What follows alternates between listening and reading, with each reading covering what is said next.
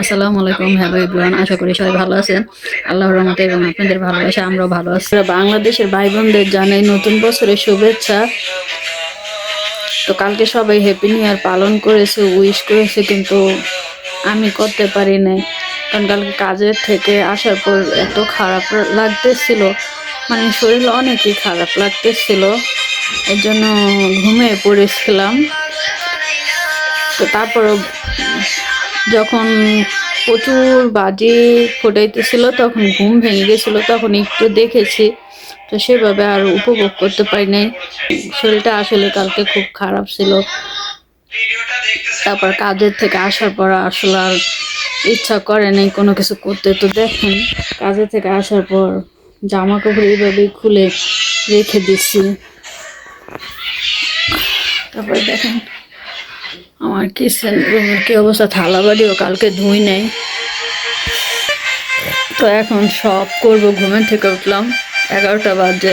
তো এখন আস্তে আস্তে সব করব।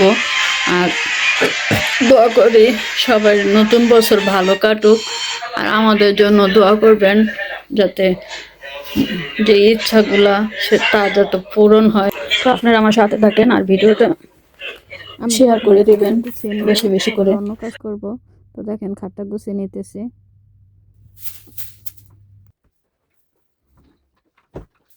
কাপড় চোপড়গুলো ওয়াশিং মেশিনের মধ্যে দিলাম।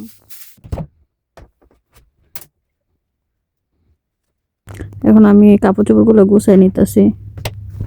এদেশে সব কাজ একা একাই করতে হয়। ফাঁক দিয়ে আমি ভাত এবং ডাল বসাই দিলাম, কিছু করার নাই। কারণ যারা ভাবে যে বিদেশে আসলে শান্তি, ঠিক আছে, একদিকে শান্তি আবার অন্যদিকে অশান্তি। যদি কেউ না থাকে, একা একা সব কাজ করতে হয়। শরীর খারাপ লাগলো কিছু করার নাই, বাঁচতে হলে তো খেতে হবে, আর খেতে হলে তো কাজ করতে হবে বলেন।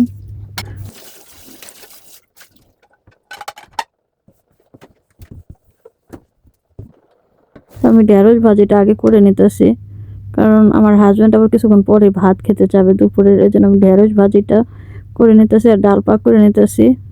আর মাছ ভেজে দিবা, লাল শাক দিয়ে মাছের মাথা লেঞ্জা লুঞ্জা দিয়ে রান্না করব, আর ইলিশ মাছ দিয়ে রান্না করব সিম দিয়ে।